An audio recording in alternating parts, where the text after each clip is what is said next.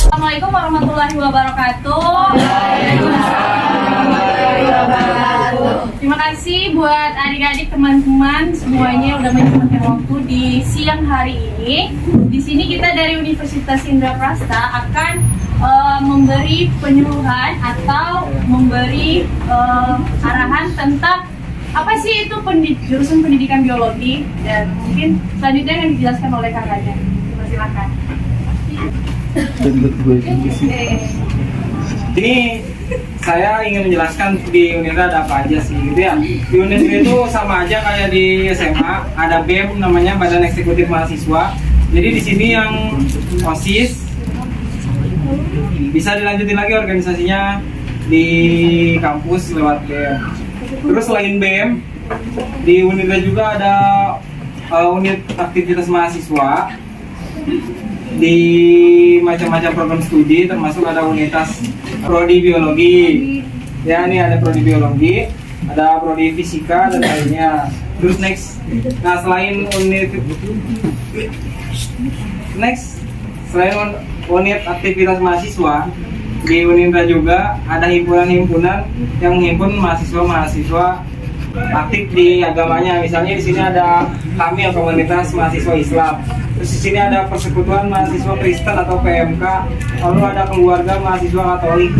Jadi teman-teman di sini di berbagai agama didukung begitu ya. Bisa masuk ke organisasi agamanya atau masuk ke organisasi BEM-nya gitu atau unitasnya gitu. Lalu ada juga banyak sekali eskul kalau di SMA ya. Ada poli, ada taekwondo, kita punya pencaksilat, kita punya pramuka, kita punya palang merah.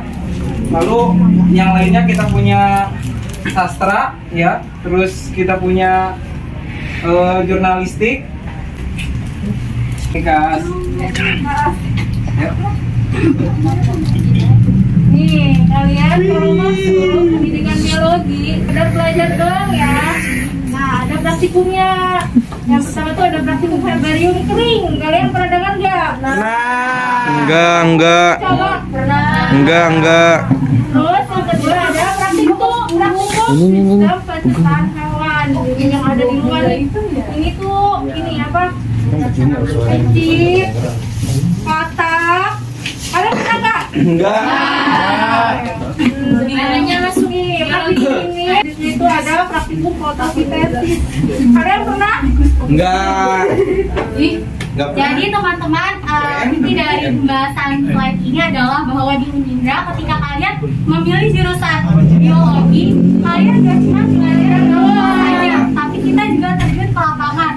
Kalau biologi itu kan lebih dekat ke alam ya, ke alam, terus ke bahan-bahan kimia atau yang lainnya yang berkaitan dengan lingkungan ataupun alam itu sendiri. Kayak biologi ini kita jadi nggak cuman di kelas aja nih belajar tentang teori gitu, tapi kita di kelas ini belajar teori, tapi kita nanti ada waktu di mana kita akan praktek di lapangan. Dari itu biodiversitas kayak ke alam, ke hutan, ke gunung, ke pantai gitu. Terus kalau misalnya di lab biasanya kita itu ngebedah atau meneliti sesuatu yang berkaitan dengan penelitian. Kayak misalnya di sini ada mencit. Kita menggunakan praktek mencit atau kodok ini untuk mengetahui ada organ apa aja sih kira-kira, apakah organ hewan ini sama dengan manusia. Kan yang seperti ini. Waduh, kita belah dari atas sampai bawah. Tapi dengan syarat tidak boleh ada darah. Jadi operasi yang baik itu tidak boleh ada darah. Paling aja jadi darahnya banyak banget yang kalian akan praktekkan. Itu kalian masuk dari mahasiswa biologi. Dan yang lebih menariknya lagi itu ketika kita isi atau sesuatu penelitian yang dimulai. Kalau bagi kalian masuk ke alam itu kalian cocok masuk ke biologi. Videonya ya. hanya gambaran aja ya, karena kita nggak bisa praktek langsung. Tapi ini sebelumnya Ya, herbarium kering. tanaman yang mau kita herbarium keringkan itu harus steril dari lingkungan, jadi harus disemprot dengan hand sanitizer atau alkohol. Jadi benar-benar steril. Nah, ini lagi disusun nih ya. Jadi nggak sembarangan langsung tempel, tapi Prosesnya, tulisannya disusun gimana bentuknya nanti gimana. biar nanti hasilnya nggak ada yang kelipet atau mencong-mencong gitu, jadi tetap tegak mereka, tapi daunnya tetap setara, mana bagian-bagian daunnya tetap kelihatan gitu, walaupun sudah dikeringkan.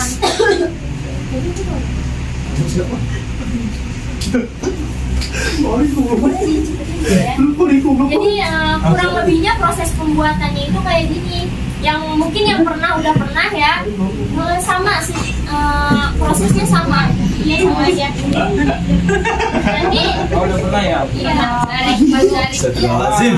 ini juga dilakukan pas daring. Ini kita nih ya dilakukan pas daring. Kalau ini pakai tanaman melanti.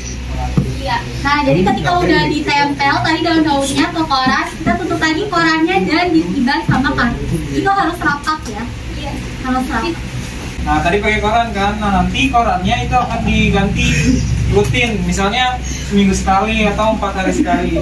Karena kalau hanya pakai koran tadi aja, nanti si tumornya berjamur gitu. Berjamur. Iya. Dokumentasi kita ketika melakukan penelitian di lab maupun di luar lapangan. Dan kita juga punya kebun sendiri, kebun biologi. Di sana kita ada zoologi, peliharaan hewan-hewan berbagai jenis hewan, dan juga ada tanaman-tanaman yang memang perlu kita teliti di sana. Jadi kalau misalnya kalian mahasiswa biologi ini ingin meneliti apa nih tumbuhan langka, kalian bisa taruh penelitian kalian itu di kebun biologi. Nah, tadi kan sebelumnya di awal sama Pak Ridwan udah dijelasin bahwa ada yang namanya unit aktivitas mahasiswa. Nah, salah satunya di biologi namanya ada unitas biologi. Nah, kegiatannya selain kalian nanti masuk unitas, banyak kegiatan di dalam unitas nih. Salah satunya yang harusnya ditunjukin itu ada kegiatan sains namanya. Jadi kalian keluar dari lingkungan kampus, kalian pergi ke alam nih. Gambarnya nggak bisa ditunjukin, Ya. sedih. Saya bisa lihat kok. Nanti kita ada biasanya ada kegiatan sains, sebenarnya sains aja sih, ada kegiatan lain tapi yang berkaitan dengan biologi dan tentu saja berkaitan dengan alam. Nah, salah satunya yang seperti yang disebutkan oleh Kak As mengenai sains, ini adalah salah satu contoh kegiatan sains di Gunung Salak. Lokasi foto yang di sini ini ada di kaki Gunung Salak, dekat tempatnya itu dekat Bukit Terjun. Di sini kita meneliti hewan-hewan vertebrata ataupun invertebrata, kayak misalnya amfibi, terus biawak dan lain sebagainya yang ada di situ. Jadi kita benar-benar sama tim kita itu keliling malam-malam, cuman modal center, HP, sama catatan aja buat meneliti hewan-hewan yang ada di sana. Ular, iya. Ya. Nah, ini ada hewan katak. Katak. Ya, katak ini ada katak air. Jadi kita memilih di curug, di gitu. curugnya. Lalu ada kegiatan pembuatan alat. Jadi alat ini alat untuk memudahkan petani. Karena di Gunung Salak itu sendiri banyak sekali petani-petani yang masih menanam berbagai tumbuhan, baik itu sayuran ataupun tumbuhan lainnya. Jadi ini memudahkan mereka agar untuk memupuk tanaman mereka. Jadi ini salah satu contoh alat modern yang sederhana yang kami buat menggunakan paralon. Paralon. Ya, seperti ini gambarannya.